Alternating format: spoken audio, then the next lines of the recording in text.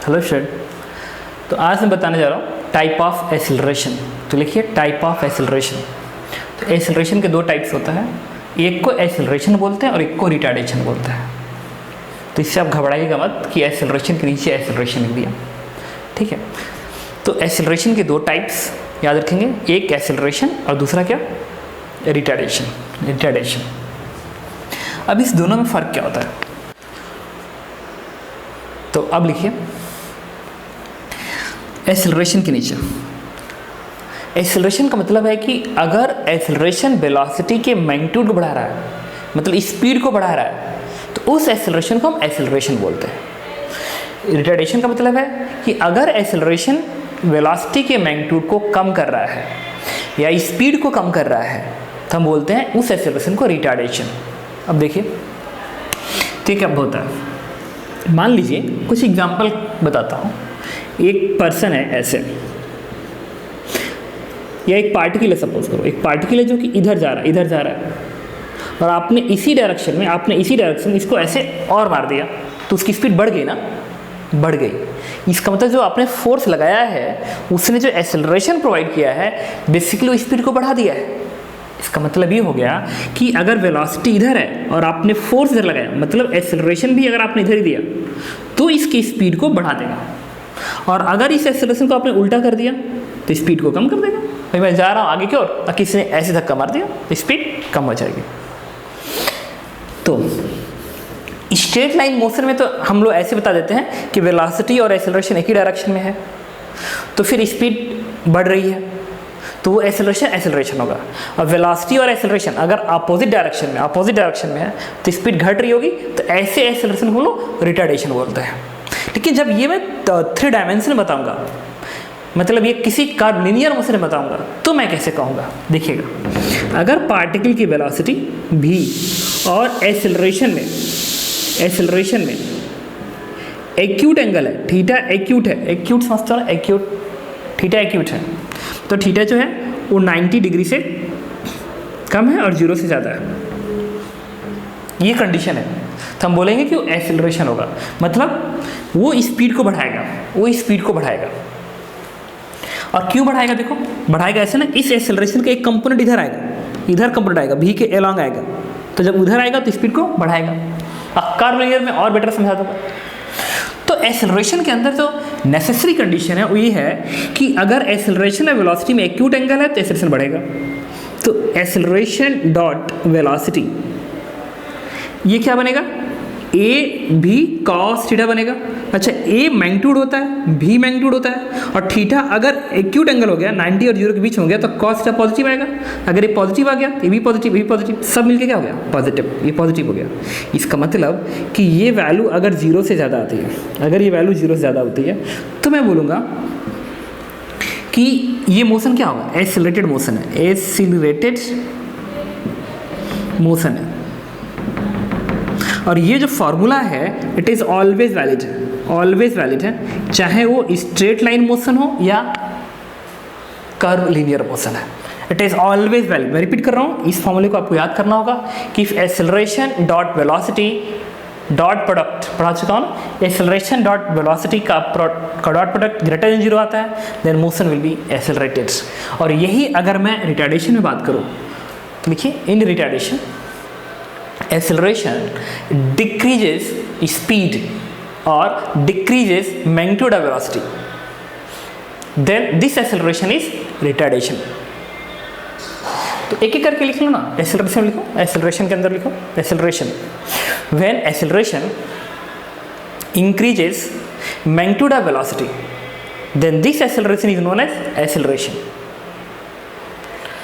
अब लिखिए retardation, when acceleration decreases magnitude of velocity, decrease underline है, when acceleration decreases magnitude of velocity then this acceleration is known as retardation। और acceleration इसको लिख लीजिए और यहाँ पे ऐसे लिखिएगा ऑलवेज और एक्सेलरेटेड मोशन, और जब इसमें आएंगे तो कंफर्म है कि वेलोसिटी इधर होगी तो एक्सेलरेशन ऐसे होगा, इस तरीके से, ताकि एक्सेलरेशन का एक कंपोनेंट उल्टा आए ऐसे और स्पीड को कम कर दे। तो ये एंगल थीटा क्या हो गया, ऑब्ट्यूस हो गया, तो theta should be less than equal to 180 degree and greater than 90। अगर इस तरह का इक्वालिटी पे ना हम बात नहीं करते हैं, इक्वालिटी पे ना एक्सेलरेटेड मोशन है ना रिटार्डेशन मोशन है। इस कंडीशन में अगर आ गया तो, और इस कंडीशन में क्या लिखेंगे, अगर आप डॉट प्रोडक्ट करेंगे इसका तो कंफर्म अगर ये पॉजिटिव आया था, 0 से ज़्यादा आया था तो 0 से कम आएगा। इसका मतलब मैं यहाँ लिख सकता हूँ क्या कि acceleration dot velocity is less than zero, then motion is retarded motion and this formula is always used। और यहीं पे मैं क्या कर रहा हूँ, इसको हटाता हूँ, इसी में हटा रहा हूँ। इसी में अगर कहीं ऐसा लिखा गया हो कि a डॉट भी इक्वल टू 0, एग्जैक्ट 0 है तो कंफर्म है कि ग्रेटर देन 0 पे एक्सेलरेटेड है, लेस देन 0 पे रिटार्डेड है। तो मतलब इसमें क्या लिखेंगे, नाइदर एक्सेलरेटेड नॉर रिटार्डेड।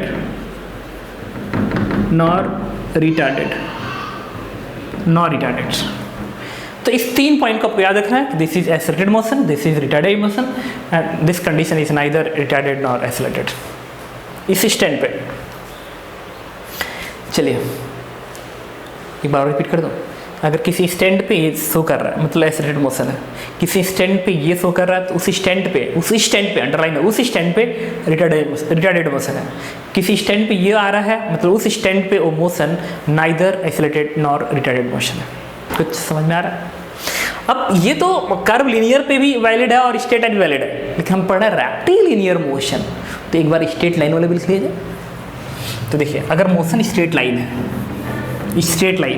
मैं इसको हटा दे रहा हूँ, अलग से लिख लेंगे, अलग से स्ट्रेट लाइन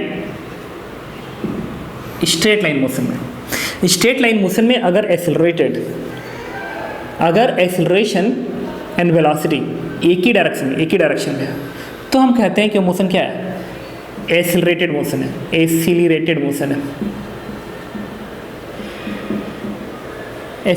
है।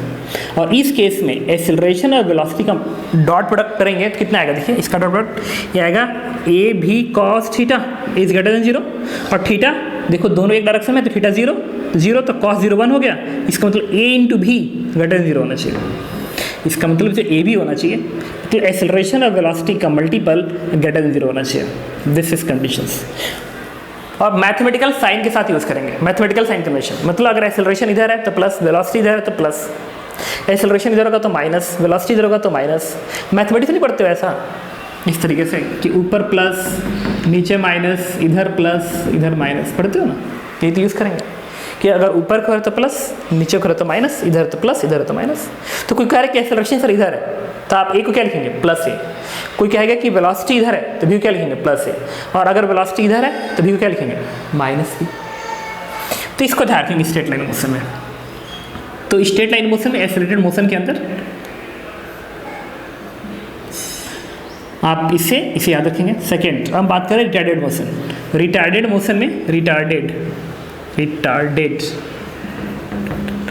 मोशन में एक्सेलरेशन और वेलोसिटी अपोजिट डायरेक्शन होंगे, और उसमें अगर मैं कहूँ कि ए और भी का मल्टीपल, तो इधर ए है तो प्लस ए होगा और भी है तो माइनस, तो क्या लिखेंगे, ए और भी का मल्टीपल लेस देन 0 बन जाएगा ना, लेस देन 0। क्यों? क्योंकि ए को आप इधर लिखेंगे, ये प्लस अभी इधर है, तो ए इंटू बी का मल्टीपल लेस देन 0 होगा। तो आप इसको अलग से ध्यान रखेंगे।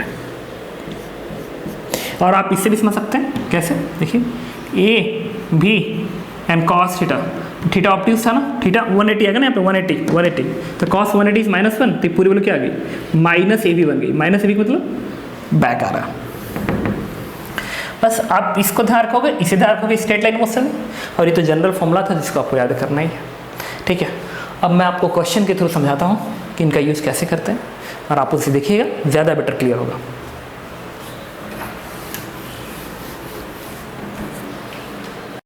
तो एक बेसिक क्वेश्चन है, एकदम ध्यान से सुनिएगा, और बहुत ही थ्योरेटिकल पार्ट जैसा है, एकदम केयरफुली। खैर, और इसमें इतने सेक्शंस हैं, मैं अलग अलग करा सकता था, बट इसी के अंदर आना जरूरी था। एक पार्टिकल है, उसका पोजीशन इस फंक्शन को गवर्न कर रहा है, x बराबर t² - 2t। एक पार्टिकल है जिसका पोजीशन इस फंक्शन को गवर्न कर रहा है, जहाँ पे x क्या है, x is the position of particle at time t। तो कोई पूछे कि बताओ t बराबर 1 सेकेंड पे पार्टिकल का पोजीशन क्या है, तो इस फंक्शन में t के पे 1 प्लेस कर दीजिए, पोजीशन आ जाएगा। कोई पूछे कि पार्टिकल का पोजीशन t बराबर 2 सेकेंड पे कितना है, तो t के जगह पे 2 पुट कर दिए, x की वैल्यू आ जाएगी। कोई पूछे कि 5 सेकेंड पे पार्टिकल का पोजीशन क्या है, तो t के जगह पे 5 प्लेस कर दीजिए, x की वैल्यू आ जाएगी। तो क्वेश्चन में है कि x बराबर t square minus 2t, where x is position of particle and time t, then find ये part displacement of particle in time interval 1 second to 4 second, B part velocity at t equals to 2 second, C part acceleration at t equals to 2 second, D part find time interval in which motion is accelerated, E part time interval for retardation motion, F part distance travel by particle in 1 second to 4 second, G part distance travel in retardation motion in time interval 1 second to 4 second. तो इसमें जो questions होते हैं, जो बहुत अच्छे questions होते हैं, वो एफ और जी के पार्ट्स होते हैं, ठीक है। तो जब हम वहाँ पाएंगे तो एकदम पेशेंस से रहेंगे, एक एक करके सोचते हैं। और मैं रिपीट कर रहा हूँ, कोई भी क्वेश्चन करना हो तो घबराया नहीं जाता है। सबसे पहले क्या करना चाहिए, फार्मूला चेक करो कि उससे रिलेटेड फार्मूला कौन सा है, उस फार्मूले को लिखो, फिर उसमें जो वैल्यूज जो दिया गया एक्सप्रेशन के अंदर वो एक एक करके पता करो, ये कहाँ से आएगा, ये कहाँ से आएगा, फिर उठा के उसको प्लेस कर दो, आपको आंसर मिल जाएगा। तो देखिए, displacement in time interval 1 second to 4 second, ये पार्ट सॉल्व कर रहा हूँ। तो आपको बताया था कि जो डिस्प्लेसमेंट होता है वो चेंज इन पोजीशन वेक्टर होता है। चेंज इन पोजीशन मतलब final position minus initial position, ये फॉर्मूला ही होता है। रेक्टिलिनियर मोशन में डिस्प्लेसमेंट होता है change in position, x final minus x initial, x final minus x initial. अब देखिए एक्स फाइनल क्या है, एक्स फाइनल 4 सेकेंड का पार्टिकल का पोजीशन कहलाएगा, और एक्स इनिशियल क्या है, 1 सेकेंड का पार्टिकल का पोजीशन। तो इस फॉर्मूले में मैं पता कर रहा हूँ एक एक करके, एक्स इनिशियल मतलब 1 सेकेंड का, तो इसको 1 लिख लीजिए। Basically this one is nothing but x4 minus x1, मतलब 4 सेकेंड का पोजीशन से 1 सेकेंड का पोजीशन घटाना है, तो हमें x1 निकालना है। तो x1 क्या आएगा, t की जगह पे 1 है ना, प्लेस करिए, तो 1 का स्क्वायर माइनस 2:1, तो वैल्यू क्या आएगी, दिस वन इज द -1। फिर 4 सेकेंड का पोजीशन पता करना है, 4 सेकेंड का, तो इस फंक्शन में x4 बराबर t का स्क्वायर 4 का स्क्वायर माइनस 2 × 4, तो 16 में से 8 बन गया। अब उठा के इस फंक्शन रख दीजिए, तो डेल्टा x की वैल्यू क्या आएगी, डेल्टा x आएगा x4 is 8 minus x1 is -1, तो -1, दिस वैल्यू इज 9 यूनिट। तो अगर x मीटर में है तो डिस्प्लेसमेंट मीटर आएगा। तो पहले क्वेश्चन को सॉल्व किया कि find the displacement in time interval 1 second to 4 second, answer is 9, ठीक है। तो इसको मैं इसकी जगह पे लिखना चाहता हूँ। अब इसे हटाता हूँ, आप समझ ही गए होंगे, लेकिन इसमें कुछ डेटा है पहले से कैलकुलेटेड डेटा, उसको मैं अलग से लिख ले रहा हूँ। इसमें मैं इसको हटाता हूँ क्योंकि इसे हम कर चुके हैं। इसमें क्योंकि बात की क्वेश्चन यूज होगा, तो x1 है 1 के बराबर और x4 है 8 के बराबर, ये -1 है ना, x1 इज -1 और x4 इज 8 लिख लिया।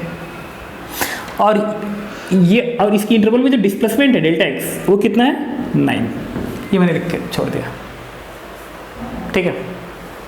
चलिए अब हम सॉल्व करेंगे अगला क्वेश्चन, बी पार्ट इसका। बी पार्ट में कह रहा है कि वेलोसिटी एट t = 2 सेकेंड। तो सबसे पहले वेलोसिटी क्या होती है, तो वेलोसिटी निकालना है। तो वेलोसिटी का डेफिनेशन मैंने क्या लिखवाया था, dx/dt, डिफरेंशिएशन था, दिस वन इज dx/dt। तो इस फंक्शन को करेंगे डिफरेंशिएट, तो बनेगा क्या 2t - 2, t स्क्वायर का 2t, 2 और t का 1 बन गया इतना। तो this is the function of velocity. इसको मैं फिर ऐसे लिख दे रहा हूँ हटा के, इसको 2t - 2 आ गया। अब t बराबर 2 सेकेंड पे वेलोसिटी चाहिए, 2 सेकेंड पे, तो इसी फंक्शन में t के पे क्या रखना होगा, 2 रख दो, t के जगह पे 2 रखोगे आ जाएगी वेलोसिटी। तो v = क्या आएगा 2:2 - 2, तो 4 - 2 इट इज 2 मीटर पर सेकेंड। अगर x मीटर में हो t सेकेंड में तो मीटर पर सेकेंड, x सेंटीमीटर में t सेकेंड में तो सेंटीमीटर पर सेकेंड। इस तरीके से आपने बी पार्ट का आंसर निकाल लिया, दिस इज 2 मीटर पर सेकेंड इज आंसर। अगला पूछ रहा है एक्सेलरेशन एट t = 2 सेकेंड। तो चलिए सी पार्ट।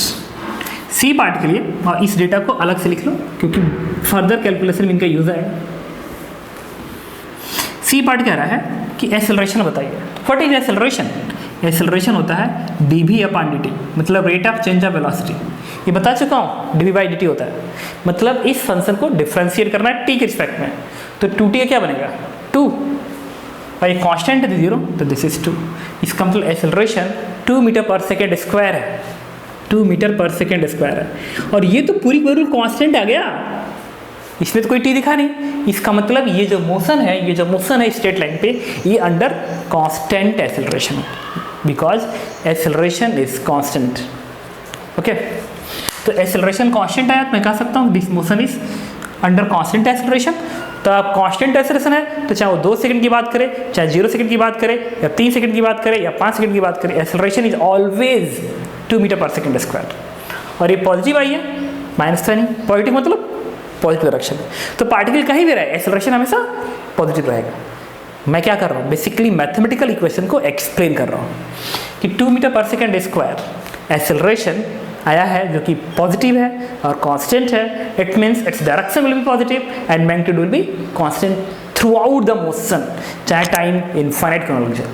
ओके, तो इस चीज़ को आप यहाँ पे लिख लीजिए 2 मीटर पर सेकेंड। तो हम लोग अटेम्प्ट कर रहे हैं इसका डी पार्ट। इसमें कह रहा है find time interval in which motion is accelerated. तो सबसे पहले कहाँ जाएंगे, डिफिनीशन पे। क्या मैंने डिफिनीशन आपको क्या लिखाया था? तो मैंने आपको डिफिनीशन लिखाया था कि एक्सेलरेटेड मोशन में क्या होता है कि एक्सेलरेशन और वेलोसिटी का मल्टीपल ग्रेटर देन 0 होता है। कुछ नहीं करना है, एक बार अगर आपने लिख लिया कि एक्सेलरेशन और वेलोसिटी का मल्टीपल ग्रेटर देन 0 होता है, तो ए फाइंड करो, बी फाइंड करो, प्लेस करो, आंसर आ जाएगा। तो ए की वैल्यू कितना है 2 रख दिया, और बी की वैल्यू कितनी है 2t - 2 रख दिया, इज ग्रेटर देन 0। अब यहाँ से 2 कॉमन निकाल लो तो बनेगा 4t - 1 इज ग्रेटर देन 0। 4 किधर भेज दीजिए, कितना, now this is t is greater than 1, इसको इधर भेजेंगे। तो इसका मतलब अगर टाइम इंटरवल 1 सेकेंड से ज़्यादा है तो पार्टिकल का मोशन हमेशा क्या होगा, एक्सेलरेटेड मोशन रहेगा। तो 1 सेकेंड से ज़्यादा क्या, कितना भी टाइम हो सकता है, क्योंकि पार्टिकल अगर 5 सेकंड तक चला तो 1 से 5 सेकंड तक एक्सेलरेट रहेगा। अगर पार्टिकल मान लो 10 सेकंड तक चला तो 1 से 10 सेकंड के बाद एक्सेलरेट रहेगा। और पार्टिकल अगर इनफाइनाइट टाइम तक चलता ही रह गया तो 1 से इनफाइनाइट टाइम तक ये क्या रहेगा, एक्सेलरेटेड मोशन रहेगा। इसका मतलब डी पार्ट का जो मुझे आंसर करना चाहिए वो क्या करना चाहिए कि time interval belongs to 1 second to infinity. और यहाँ भी ओपन इंटरवल, यहाँ भी ओपन इंटरवल, इसलिए क्योंकि ग्रेटर जैन बनाया है, इक्वालिटी नहीं है, ग्रेटर जैन है, तो 1 पे भी क्या होगा, ओपन इंटरवल। और इन्फिनिटी पे तो रहेगा क्योंकि इन्फिनिटी कभी इंक्लूड नहीं होता है। इसका मतलब, और इस इंटरवल में पार्टिकल की स्पीड बढ़ रही होगी, क्योंकि यही तो कहा गया था। इसको डिराइव करते समय मैंने आपको बताया था ना कि एक्सेलरेटेड मोशन वो होता है जिससे पार्टिकल की स्पीड बढ़ती है। इसका मतलब कि 1 और इन्फिनिटी के बीच में पार्टिकल की स्पीड इंक्रीज कर रही होगी। ये चाहे जो भी हो उसमें ये तो जरूरी हो रहा होगा कि 1 और इन्फिनिटी के बीच में स्पीड बढ़ रही होगी। अब कैसे, इसका डिटेल मैं लास्ट में आपको बता दूंगा, बट इतना तो कंफर्म है कि हमारा इक्वेशन ये बता रहा है, और इक्वेशन ये बता रहा है, हमारा डिफिनीशन भी यही कहता है कि स्पीड बढ़नी चाहिए। इसका मतलब इस इंटरवल में स्पीड बढ़नी चाहिए। ओके, अब हम बात कर रहे हैं ई पार्ट। इसका कह रहा है कि time interval for retardation motion, retard कर रहा है। तो रिटार्ड के लिए आपको याद है ये a इंटू भी का मल्टीपल मैंने लेस देन 0 किया था, तो a तो उठा के प्लेस कर दिया, b को उठा के प्लेस कर दिया, और ये लेस देन 0 कर दिया, लेस देन 0 कर दिया।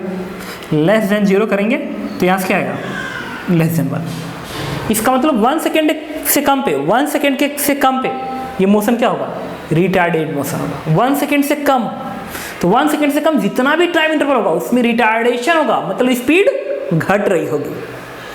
तो 1 सेकेंड से कम का टाइम क्या लिखेंगे, डिफॉल्ट केस में स्टार्ट टाइम 0 से माना जाता है। तो 0 से स्टार्ट होता है स्टॉप वॉच, 0 से लेके 1 सेकेंड के बीच में, अकॉर्डिंग टू दिस इक्वेशन 0 और 1 के बीच में मोशन क्या होगा, रिटार्डेड होगा। देखिए मैं रिपीट कर रहा हूँ, एनसीईआरटी में और निगेटिव टाइम भी लिखा हुआ है कहीं कहीं पे, -1 सेकेंड से मोशन स्टार्ट कर दिया, और एडवांस में एक बार ऐसा आ चुका है कि निगेटिव टाइम से मोशन भी स्टार्ट किया था। तो जब वो निगेटिव टाइम लिखेंगे कि -1 से मोशन शुरू हो रहा है, ठीक है, तो आप स्टार्टिंग -1 मान लो। लेकिन अगर उन्होंने कुछ भी नहीं लिखा है तो डिफ़ॉल्ट केस का मतलब होता है कि motion is start from 0 second. तो अगर हमने नहीं लिखा है तो मोशन को मानेंगे कि 0 से स्टार्ट होगा and time belongs to 0 to 1, 1 पे ओपन इंटरवल, 0 पे क्लोज इंटरवल, 1 पे इक्वालिटी नहीं है। अब 1 से कम कुछ भी, 1 से कम कुछ भी, तो 1 से कम तो 0 भी अंडरलाइन है, तो 0 क्लोज हो गया ना, आगे इंटरवल के अंदर। तो 0 से लेके 1 सेकेंड के बीच में मोशन इज रिटार्डेशन मोशन, और इसमें क्या होगा, स्पीड घट रही होगी। चलिए, तो अब आ गए हम लोग इसका एफ पार्ट पे, और यही एक डिजायर्ड क्वेश्चन है सब, जिसको मैं समझाने की कोशिश कर रहा हूँ। Distance travel in 1 second to 4 second. तो इंपॉर्टेंट पॉइंट ये है कि 1 सेकेंड से 4 सेकेंड के बीच का डिस्टेंस ट्रेवल, डिस्प्लेसमेंट जो 1 और 4 के बीच का है, क्या उसके बराबर होगा? ये जरूरी नहीं है। क्यों नहीं जरूरी है? क्योंकि आपको पढ़ाया था कि distance is always greater than equal to displacement magnitude. तो श्योर नहीं हो ना, ग्रेटर देन इक्वल है तो ठीक है, इक्वल हो सकता है, बट जरूरी तो नहीं है, क्योंकि ग्रेटर देन इक्वल टू लिख रहा है। मैंने कहा कोई बात नहीं, थोड़ा सा बात समझते हैं। अगर मैं आपसे ये कहूँ, और उसके बाद ना इसको अटेम्प्ट किया जाएगा, अगर मैं आपसे ये कहूँ कि एक पार्टिकल पहले इधर चला, उसके बाद घूम के वापस इधर आ गया, मतलब इसी रास्ते पे स्ट्रेट लाइन मोशन, तो ऐसे गया फिर ऐसे आ गया, तो अगर एक ही रास्ते पे ऐसे दिखाऊंगा ना तो थोड़ा सा तुम कन्फ्यूज हो जाओगे। तो इसीलिए मैंने इसको क्या किया, थोड़ा सा नीचे से दिखा दिया, नीचे से ऐसे दिखा दिया इस तरीके से। तो इसका भी मतलब यही है कि ये इसी के ऊपर है, इसी के ऊपर है, बट अलग अलग दिखा रहा हूँ ताकि आपको समझ में आए। तो एक पार्टिकल यहाँ से स्टार्ट करके अगर ऐसे यहाँ पे आया है, तो डिस्टेंस टेबल कितना हुआ? डिस्टेंस टेबल तो हुआ this length plus this length, but कोई पूछे डिस्प्लेसमेंट, तो डिस्प्लेसमेंट इतना होगा, तो डिस्प्लेसमेंट इतना होगा और डिस्टेंस इतना होगा। नहीं, इसका मतलब ये हो गया कि ये सोचना पड़ेगा कि कहीं ये इधर जाके लौटा तो नहीं है, और जहाँ पे लौट रहा होगा वहाँ पे वेलोसिटी क्या होनी चाहिए? 0। जहाँ पे लौट रहा होगा वहाँ पे वेलोसिटी होगी 0। स्ट्रेट लाइन बोलते हैं, देखो मान लो मैं स्ट्रेट लाइन चल रहा हूँ ऐसे, मुझे लौटना भी है, तो ऐसे चल रहा हूँ, जब रुकूंगा तब मैं जाके फिर पीछे से ऐसे लौटूंगा। स्ट्रेट लाइन है, पार्टिकल बहुत ही स्मॉल साइज का होता है, ऐसे चला फिर रुकेगा फिर लौटेगा, ऐसे नहीं। ये स्ट्रेट लाइन मोशन है, this is the curve motion, this one is the curve motion. तो पार्टिकल ऐसे गया फिर ऐसे आ गया, this is straight line motion. तो जब जा रहा है तो जहाँ पे गया लौटेगा वहाँ पे वेलोसिटी क्या होगी? 0, तभी तो लौटेगा, वेलोसिटी 0 तब लौट रहा है। इसका मतलब ये है कि ये जानना बहुत ज़रूरी है कि वेलोसिटी कहाँ पे 0 हुई है, ठीक है। तो यहाँ पे वेलोसिटी 0 हुई है, तो मुझे क्या करना होगा? अगर यहाँ वेलोसिटी 0 हुई है, तो अगर मान लीजिए ये 1 सेकेंड का पोजीशन है, ये 1 सेकेंड का पोजीशन है, और जहाँ वेलोसिटी 0 हुई है वो मान लो t सेकेंड का पोजीशन है, और ये मान लो 4 सेकेंड का है। तो कोई पूछे डिस्टेंस ट्रेवल, तो इस लेंथ में इस लेंथ को ऐड कर देंगे, मैग्नीट्यूड ऐड करेंगे, मैग्नीट्यूड अंडरलाइन है, मैग्नीट्यूड। तो कोई पूछे डिस्टेंस ट्रेवल क्या होगा, तो डिस्टेंस ट्रेवल जो होना चाहिए वो xt में से x1 घटाइए, xt में से x1 घटाइए, इसका मॉड लगा दीजिए, मैग्नीट्यूड होता है हमेशा, प्लस ये x4 है, ये xt है, तो इस पोजीशन से ये पोजीशन घटाइए, तो x4 माइनस xt घटाइए, बट मॉड लगा दीजिए। मॉड हमेशा फाइनल से घटा के मॉड लगा दो, मॉड लगाओगे तो क्या आ जाएगा? मैग्नीट्यूड आएगा, और मुझे मैग्नीट्यूड ही तो चाहिए। ये मत घबराना कि इसमें से इसे घटाएं कि इसमें से इसे घटाएं, मॉड लगा हुआ है। तो ये पूरा का पूरा क्या बनेगा? डिस्टेंस टेबल बन जाएगा, this length plus this length जोड़ दिया। तो मैं रिपीट कर रहा हूँ, जब भी मैं कहूँगा डिस्टेंस निकालना है तो याद रखना आपको कि सबसे पहले क्या निकालना है, वो सारा टाइम बताइए जहाँ पे वेलोसिटी 0 हुई है। एक बार वेलोसिटी 0 वाला पॉइंट निकल जाए तो फिर इंटरवल बनाएंगे, हर इंटरवल का डिस्प्लेसमेंट निकालेंगे और उसका मैग्नीट्यूड ऐड अप कर देंगे, आ जाएगा आंसर्स। तो चलिए लिखिए, एक लाइन लिख लीजिए, उसके थ्रू समझाता हूँ। लिखिए, हाउ टू कैलकुलेट, हेडिंग है how to calculate distance travel in a time interval. First point note करिए, first find velocity expression and make it equal to 0 to find times at which velocity is 0.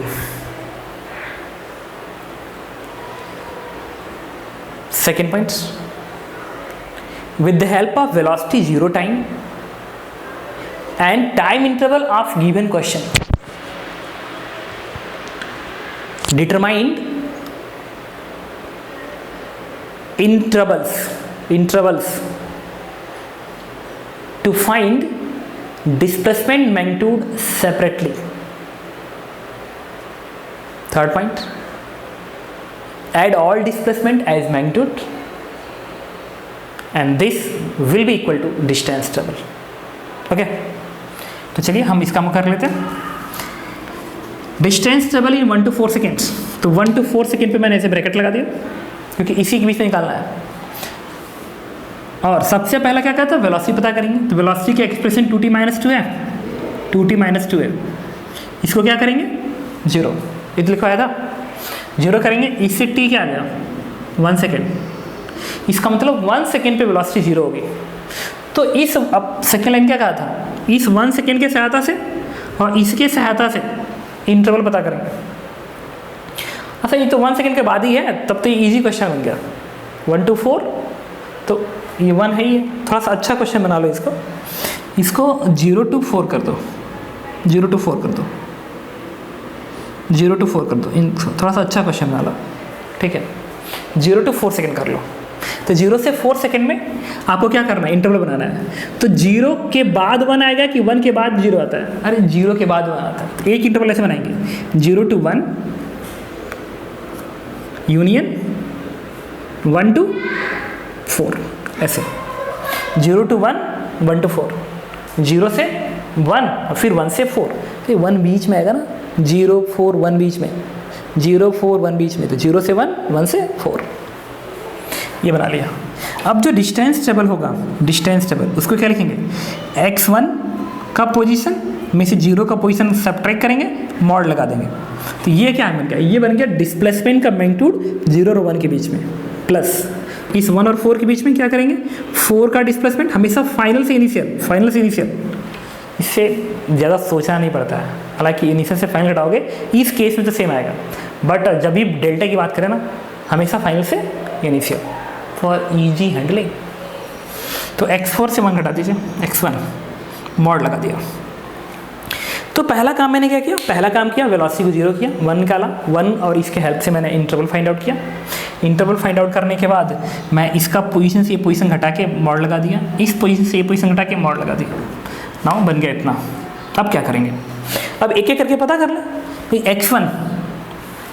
x1 अच्छा x1 का position आप already निकाल चुके हो, -1. 0 का position बस निकालें.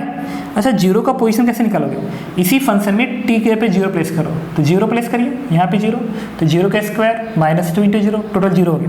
This one is 0. अब इसमें वैल्यू प्लेस करेंगे. x1 कितना है, मॉड लगाएंगे. x1 कितना है, देखिए x1 -1 निकाले थे, -1. 0 कितना है, 0 मॉड, प्लस x4 कितना, 8 है, 8 माइनस x1 कितना है, x1 आपने निकाला -1 मॉड. अब देखिए ये कितना आ गया, दिस वन इज 1, क्योंकि -1 बनेगा, मॉड लगेगा तो बना जाएगा. ये 8 -1 + 1 8 9 बन जाएगा. This one is 10 metre. तो आंसर इज 10 मीटर. तो कोई पूछता है कि डिस्टेंस ट्रेवल 0 to 4 सेकेंड कितना होगा, 0 to 4 second, answer is 10 metre. बात समझ में आ रही. तो चलिए इसके बाद हम लोग इस क्वेश्चन करते हैं.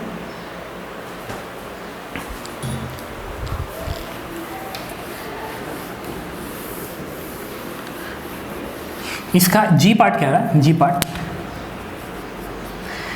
कि distance travel in retarded motion in time interval 0 to 4 second. Retarded motion में कितना डिस्टेंस कवर किया.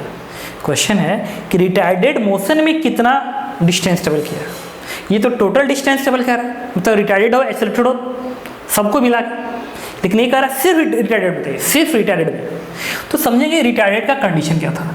तो रिटार्डेड का कंडीशन था a × b का मल्टीपल <0, ये तो कहा था. रिटार्डेड का कंडीशन था a × b <0. वैल्यू प्लेस कर दीजिए. a की वैल्यू कितनी थी, 2, और b की वैल्यू कितनी है, 2t - 2 <0. सॉल्व करेंगे, t आ गया 1 सेकेंड. ये वाला तो इंटरवल है, चलो 1 सेकेंड, मतलब जो इंटरवल है बेसिकली वो 0 से 1 सेकेंड के बीच में है. इसका मतलब कि पार्टिकल का जो मोशन है, रिटार्डेड मोशन, वो 0 से 1 सेकेंड के बीच में है. और उन्होंने डिस्टेंस टेबल पूछी है, डिस्टेंस टेबल पूछी है 0 से 4 सेकंड के बीच में। तो 0 से 4 सेकंड में देखना होगा कहाँ कहाँ रिटार्डेड मोशन है। तो 0 से 4 के बीच में तो बस 0 और 1 के ही बीच में रिटार्डेड मोशन है। तो 0 और 1 के ही बीच में ना, तो हम लोग सिर्फ 0 और 1 का निकालेंगे, हो गया आंसर। क्योंकि 1 के बाद जब 4 में जाएगा तो 1 से 4 में एक्सेलरेटेड मोशन आ जाएगा, और एक्सेलरेटेड का डिस्टेंस टेबल नहीं निकालना है। क्यों? उन्होंने लिखा है रिटार्डेड मोशन में, बताइए। तो चलिए हम इसको निकालते हैं 0 से 1 के बीच में। तो 0 से 1 के बीच में अगर निकालना है तो कुछ नहीं, 1 का पोजीशन पता करेंगे। तो 1 का पोजीशन कितना है? 1 का स्क्वायर -2, अच्छा ये तो लिखा है 1 का पोजीशन -1, तो लिख लीजिए -1। और 0 का पोजीशन, 0 सेकेंड का पोजीशन, इसमें 0 प्लेस कर दीजिए, आ गया 0। अब डिस्टेंस ट्रेवल हमेशा क्या होता है? मैग्नीट्यूड होता है। तो क्या आएगा? x1 में से 0 सब टेक करा के मॉड लगा देंगे। x1 कितना है? -1, और ये 0 कितना है? 0, सब टेक कर दीजिए, आ गया 1। तो आंसर इज 1 मीटर। तो लास्ट पार्ट का आंसर 1 मीटर। ओके, तो एक सिंपल क्वेश्चन पे मैंने एक सिंपल एनालिसिस की थी। अगला पार्ट जो कल की वीडियो में बताऊंगा, really good question at JEE advance levels, तो आप कल देखिएगा। ओके।